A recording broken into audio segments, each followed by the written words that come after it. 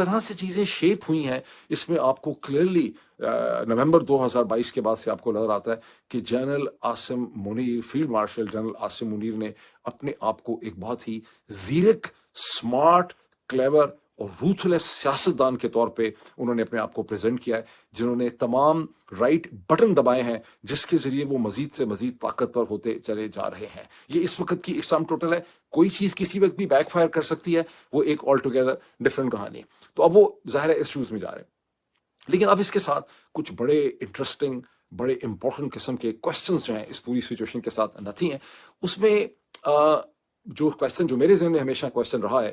وہ یہ ہے کہ پاکستانی سولجر کو، جو پنجابی سولجر ہے، جو پشتون سولجر ہے، اسے اپنی شناخت کے حوالے سے، اسے اپنے ذہن کے حوالے سے، اپنی سینس آف آئیڈینٹی کے حوالے سے جو پورا نیریٹو اور بیانیہ اس کو دیا گیا تھا، پوری پاکستانی قوم کو دیا گیا تھا، جس کے اندر اس کی مسلم آئیڈینٹی، اسلام کا تصور، فلسطین کا تصور، اسرائیل غاصب ہے، فلسطینی وکٹم ہے، وہ سارا کا سارا نیریٹو جو ہے وہ اس ساری سچویشن میں کیسے پلے آؤٹ کرے گا۔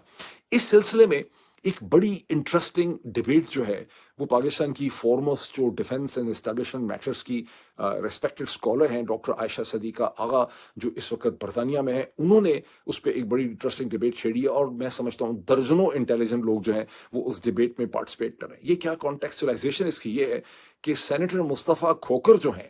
انہوں نے ایک ٹویٹ کیا جس میں انہوں نے کہا کہ یہ پاکستانی ٹروپس کی پلیسمنٹ کی جو ہم بات سن رہے ہیں، یہ فیصلہ کس نے کیا ہے، اس پہ کیا کوئی ڈیبیٹ ہوئی ہے، کیا اس کے پروز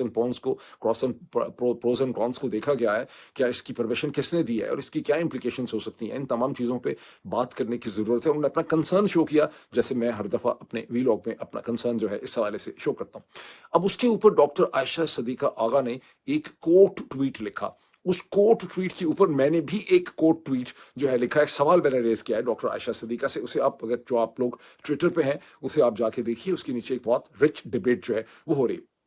ڈاکٹر عائشہ صدیقہ نے ڈس ایگری کیا سینیٹر مصطفیٰ کمال کھوکھر سے، اور انہوں نے کہا کہ کیا آپ نہیں جانتے، کیا آپ بھول گئے ہیں کہ جو پنجابی مسلمان اور سکھ سولجرز کو 20ویں صدی کے شروع میں یا 19ویں صدی کے آخر میں جوک تر جوک برٹش انڈین آرمی میں ریکروٹ کیا گیا تھا، تو ان کی آئیڈینٹی اس قسم کی تھی کہ فرسٹ ورلڈ وار میں انہیں مسلم آٹومن امپائر کے خلاف استعمال کیا گیا، جہاں انہوں نے کھلم کھلا آٹومن ٹرکش سولجرز جو ہیں ان کے اوپر بومبنگ کی مقامات مقدس میں۔ بلکہ ایسے بھی مقامات آئے، آپ میں سے شاید کچھ لوگ اس چیز سے واقف ہوں کہ خانہ کعبہ میں جب ترکش سولجرز نے یا کچھ مقدس مقامات میں انہوں نے جا کے پروٹیکشن لے لی اس مسلم کنونشن کے تحت کہ وہاں اندر ان کے اوپر مسلم ٹروپس اٹیک نہیں کریں گے، تو جو کشمیری کنٹینجنٹ تھا جموں اینڈ کشمیر کا، اس نے اپنی بندوقیں دیواروں کے اوپر رکھ دیں۔ اس نے کہا آپ پہ ہی تپسی، آپ پہ ہی ٹھوس کر سی۔ پاکستان آرمی کے نیریٹو میں اور پنجاب کے نیریٹو میں بتایا جاتا ہے کہ کشمیری چونکہ بڑے بزدل تھے، وہ ڈر گئے۔ یہ بتایا نہیں جاتا کہ کس کے اوپر گولیاں چلانی تھیں۔ ترک مسلمان سولجرز کے اوپر گولیاں چلانی تھیں، پاکستان کے دوسرے جو سولجرز تھے نارتھ آف پاکستان کے پشتون اور جو پنجابی تھے، انہوں نے وہ گولیاں چلائیں، ترکوں کا قتل عام کیا۔ یہ بڑا مشہور واقعہ ہے جس کو پاکستان کے اندر بالکل جو ہے وہ سینسر کیا جاتا ہے۔ اس سے 1 سیکنڈ پتہ چلتا ہے کہ سولجر کی جو آئیڈینٹی ہے وہ کسی اور چیز کے گرد کنسٹرکٹ کی گئی ہے۔ اب عائشہ آغا اس میں یہ بات کرتی ہے کہ نہ صرف آٹومنس کی انہوں نے اگزامپل دی، انہوں نے 1970 کی بلیک سپٹمبر کی اگزامپل دی، جب کہا جاتا ہے، انہوں نے اس میں کہا کہ پاکستانی فوج نے 3000 فلسطینی جو ہیں انہیں وہاں پہ انہوں نے ہلاک کیا تھا۔ بہت سے اور لوگ کہتے ہیں کہ 25,000 لوگ اس میں مارے گئے تھے، زیادہ تر فگر 3000 سے بہت زیادہ کا ہے۔ اور اس میں اس وقت کے بریگیڈیئر محمد ضیاء الحق، جو بعد میں پاکستان کے آرمی چیف بنے، پھر پاکستان کے جنرل پریزیڈنٹ وغیرہ بن گئے، وہ اس ٹروپ کنٹینجنٹ کو لیڈ کر رہے تھے۔ یہ اور بات ہے کہ جب آپ ریٹن لٹریچر کو اس میں سرچ کرتے ہیں، even with the help of AI tools, تو آپ کو کہیں پر بھی اس کی بہت زیادہ ڈیٹیلز جو ہیں وہ نہیں ملتی۔ لیکن پاکستانی نیریٹو یہ ہے کہ وہاں پہ ہزاروں فلسطینیوں کو پاکستانی کنٹینجنٹ جو ہے اس نے ہلاک کیا۔ عائشہ صدیقہ نے اس کی طرف ریفر کیا۔ اب اس میں 2 مزید ایگزامپل جس کے اندر میں ایڈ کرتا ہوں۔ ایک ایگزامپل تو یہ ہے کہ اپریل 1977 کے اندر لاہور میں جب پاکستان نیشنل PNA موومنٹ چل رہی تھی ذوالفقار علی بھٹو کے خلاف، تو ایک چارج جلوس، اور ذوالفقار علی بھٹو نے شہروں کے اندر امن رکھنے کے لیے، کنٹرول کرنے کے لیے پاکستان کی فوج کی کنٹینجنٹس کو طلب کیا ہوا تھا۔ لاہور کے اندر، کراچی کے اندر، ملتان میں، راولپنڈی میں، اس طرح کے بہت سے شہروں کے اندر مارشلہ جو ہے، سٹی وائز مارشلہ جو ہے وہ لگا دیا گیا تھا۔ جنرل ضیاء الحق آرمی چیف تھے۔ تو میرا خیال ہے یہ اپریل کی 2 تاریخ کی بات ہے، یہ جو بھی ہے، لیکن اپریل 1977 میں جب ایک چارج کراؤڈ جس میں جماعت اسلامی کا بہت زیادہ کمپوننٹ تھا، PNA کا کراؤڈ تھا، اس نے لاہور کی مال روڈ پہ مسجد شہداء سے نکل کے مارچ کیا۔ یہ مسجد شہداء کی طرف وہ مارچ کر رہے تھے، تو وہاں پہ جو آرمی کی ڈپلائمنٹ تھی اس سے کہا گیا، ان کو روکا گیا، ان کو اعلان کیا گیا کہ گولی مار دیں گے۔ جب انہوں نے ایک لائن کراس کی تو گولی چلی، جس کے نتیجے میں 2 لوگ جاں بحق ہوئے، 9 یا مزید لوگ جو ہیں وہ زخمی ہوئے۔ وہاں سے ایک بڑا انٹرسٹنگ نیریٹو شیپ کیا گیا۔ وہ نیریٹو وہ تھا جس سے جنرل چشتی جو ہیں وہ اکثر، جن کی کچھ عرصہ پہلے رحلت ہوئی ہے، جنرل چشتی نے سینکڑوں دفعہ اس واقعے کو ٹیلی ویژن پروگرامز میں اور ڈفرینٹ جگہوں پہ ڈسکرائب کیا۔ ان کا کہنا یہ تھا کہ جب یہ واقعہ ہوا تو دیکھا گیا کہ سینکڑوں گولیاں ٹروپس نے چلائیں، لیکن صرف 2 لوگوں کو گولی لگی، یہ 9 لوگ جو ہیں وہ زخمی ہوئے۔ باقی جو گولیاں تھیں پاکستانی سولجرز نے، فوج کے، وہ انہوں نے ہوا میں آگے پیچھے بلڈنگز کو مار دیں۔ وہاں سے نیریٹو یہ شیپ کیا گیا کہ فوج نے، ہائی کمانڈ نے محسوس کیا کہ اگر عوام کے خلاف پاکستان کی فوج کو استعمال کیا جائے گا تو ٹروپس کا ڈسپلن خراب ہو جائے گا، بیکاز وہ جو مسلم عوام ہے، پنجاب کی عوام ہے، اس کے اوپر پاکستانی سولجر جو ہے وہ گولی نہیں چلانا چاہتا۔ یہ وہ ڈکٹم تھا جس کے اندر پاکستانیوں نے 99.99% پاکستانیوں نے ہولی سولی اس کو انہوں نے ایکسیپٹ کر لیا۔ اس ڈکٹم کو ایکسیپٹ کرنے میں انٹیلیجنسیا بھی تھی، اس میں دانشور بھی تھے، اس میں میڈیا بھی تھا، اس میں اخبارات بھی تھے، اس کے اندر خود آرمی کے سینئر جنرل بھی تھے۔ ایک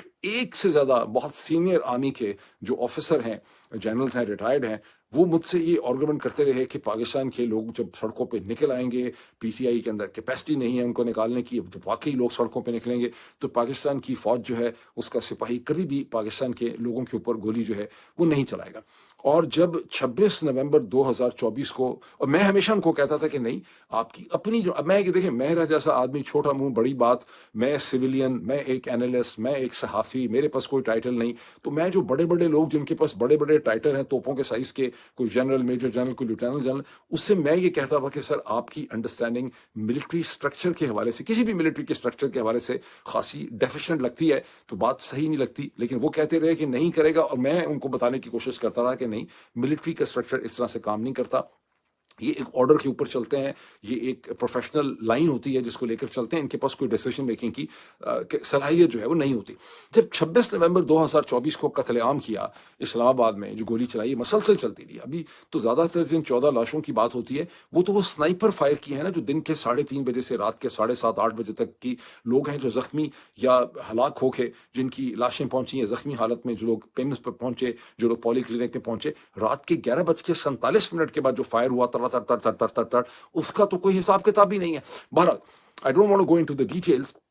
تو جب یہ ہو گیا تو وہ جو سینئر جنرل صاحبان یا آرمی آفیسرز تھے وہ بڑے شرمندہ، میں نے ان سے سوال پوچھا، انہوں نے کہا ہم اب کچھ اور کہہ نہیں سکتے، میں بہت شرمندہ ہوں، مجھے بڑا افسوس ہے کہ ایسا ہوا، میں کبھی یقین نہیں کر سکتا تھا کہ ایسا ہوا، and so on. But this actually جو ساری کی ساری چیز ہے، جو امپورٹنٹ کوشچن ہے، اس سے جو فوج کا اور جو پوسٹ کلونیل آرمیز اور یہ جو امپیریل آرمیز بنائی گئی تھیں، ان کے سٹرکچر کے بارے میں جو مس انڈرسٹینڈنگ پائی جاتی ہے وہ یہاں سے کلیئر ہو جاتی ہے۔ فار انسٹنس، میں اگر یہ کہوں، میں پروفیشنلی یہ بات کر رہا ہوں، پاکستان کی فوج، ایجپٹ کی فورس، انڈونیشیا کی فوج جو ہے وہ اپنے عوام کے اوپر کھلم کھلا گولی چلا سکتی ہے اور کوئی کامز آف کانشنس ان میں پیدا نہیں ہوں گے۔ اسرائیل کی فوج اسرائیل کے لوگوں کے اوپر گولی نہیں چلا سکے گی، اگر اس کو چلانی بھی پڑے گی تو بہت جلدی اسرائیل کی فوج کا ڈسپلن بریک ڈاؤن ہونے لگ جائے گا، بیکاز وہ ایک نیشنل آرمی ہے، وہ والنٹیئر قسم کی فوج ہے، وہ لوگوں میں سے بنائی گئی فوج ہے، وہ ان بنیادوں کے اوپر نہیں کھڑی کی گئی جن بنیادوں کے اوپر یہ کلونیل یا پوسٹ کلونیل امپیریل فورسز جو ہیں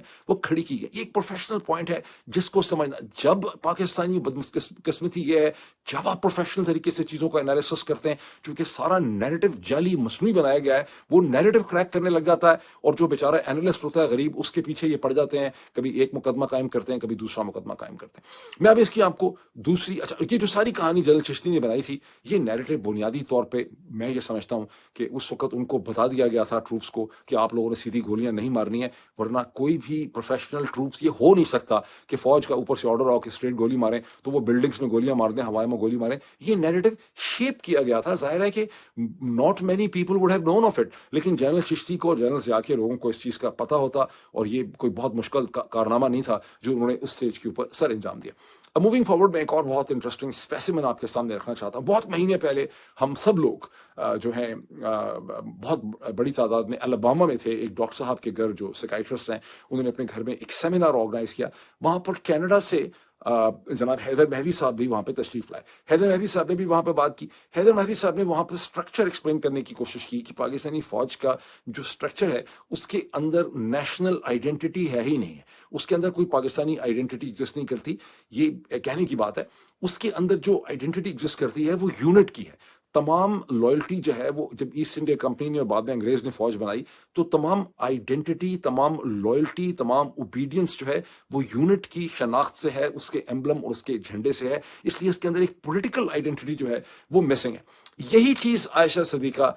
अपने कोर्ट ट्वीट में जनाब सेनेटर मुस्तफ़ा को बताने की कोशिश कर रही हैं, और जिसके ऊपर मैंने इतने ज़्यादा अल्फाज खर्च किए हैं, मुझे उम्मीद है कि लोगों को चीज़ समझ आएगी। आइडेंटिटी यूनिट की है, आइडेंटिटी ब्रिगेड की है, आइडेंटिटी डिवीजन की हो सकती है, लेकिन ये डिवीजन ब्रिगेड जो आयशा सिद्दीका ने लिखा है, मैं समझता हूँ ये इररेलेवेंट है। एक्चुअली जो आइडेंटिटी है, जैसा कि हैदर मेहदी साहब ने एक्सप्लेन किया था, वो खालिसन यूनिट के गिर्द घूमती है। जब आप एक नेशनल आर्मी खड़ी करेंगे, जैसी इजराइल की नेशनल आर्मी है, वो नेशनल आर्मी जो है वो इसराइली लोगों के ऊपर बहुत ज़्यादा गोलियां शोलियां जो है वो नहीं चला सकती। ये एक इंपॉर्टेंट पॉइंट है, इस पर आप डिबेट कीजिए। I look forward to seeing your comments. अलबत्ता इसमें एक दो एक्सेप्शंस भी हैं। आयशा सिद्दीका ये कहती हैं कि 9/11 के बाद जो अफगानिस्तान की जंग हुई, उसमें एक डिसिप्लिन का प्रॉब्लम जरूर खड़ा हुआ, मुस्लिम वर्सेस मुस्लिम, ट्राइबल वर्सेस ट्राइबल, और बहुत से, उन्होंने ज़्यादा डिटेल्स नहीं लिखी लेकिन मुझे वो याद है वो सारी कंट्रोवर्सी। बहुत से जो मौलवी, मौलाना, उलेमा थे, उन्होंने फतवे दे दिए। पाकिस्तान की फ़ौज के अंदर एक बहुत ज़्यादा डिमोरलाइजेशन पैदा हो गई कि हम क्या कर रहे हैं। उसमें लाल मस्जिद का भी पूरा किस्सा है। और आयशा कहती हैं कि उसके बाद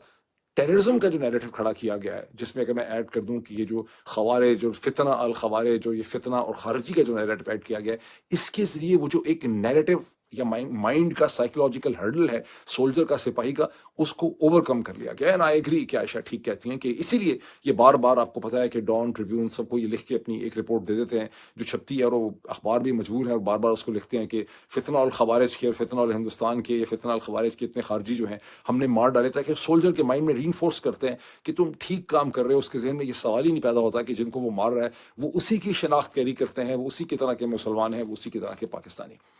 लेकिन मूविंग फॉरवर्ड इसमें बहुत से प्रॉब्लम्स हैं, और वो प्रॉब्लम्स ये हैं कि आपने देखा कि फॉर्मर ईस्ट पाकिस्तान के अंदर पाकिस्तान की फौज के जो बंगाली ऑफिसर और जवान थे, उनकी जो आइडेंटिटी थी वो एक ट्रबल्ड आइडेंटिटी की शक्ल उसने इख्तियार कर ली। ईस्ट पाकिस्तान राइफल्स को जो डिसआर्म किया गया, उसके हवाले से कहते हैं कि मैसेकर हुआ, बंगाली ऑफिसर्स और जवान अल्टीमेटली मुक्ति बानी का हिस्सा बन गए। तो एथनिक आइडेंटिटी जो है वो मैटर करती है, और फोर्सेस की आइडेंटिटी जो है वो क्रैक कर जाती है। इसी तरह से खैबर पख्तूनख्वा के अंदर जो ऑपरेशंस हैं, इसके अंदर अल्टीमेटली जो मुस्लिम स्ट्रोक ट्राइबल आइडेंटिटी है ये मैटर करती है। इन इम्प्लीकेशंस को जहन में रखना चाहिए। ये वो तमाम आइडेंटिटी रिलेटेड इश्यूज हैं जिसकी वजह से मैं हमेशा समझता हूँ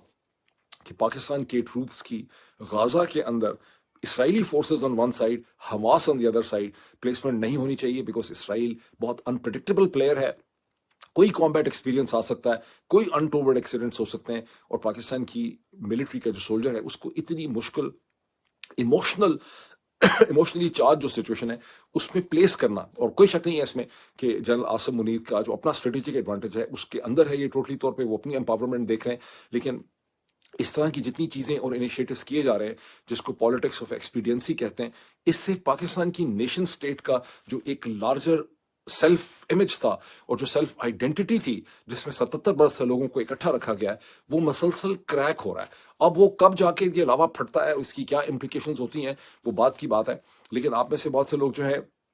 मुझे बड़ा अफसोस से कहना पड़ता है कि जब कहते जी जुल्फ़िकार अली भुट्टो रिस्पॉन्सिबल था ईस्ट पाकिस्तान के लिए, ये उसकी जो ट्रेजेडी हुई, आप लोग ये समझते नहीं है कि प्रोसेस का फेलियर उसके लिए रिस्पॉन्सिबल था। अयूब खान रिस्पॉन्सिबल था प्रिंसिपली तौर पे, कोई और जो है वो इतना रिस्पॉन्सिबल नहीं था इस सूरत हाल के लिए जितना कि अयूब खान इस सूरत हाल के लिए रिस्पॉन्सिबल थे।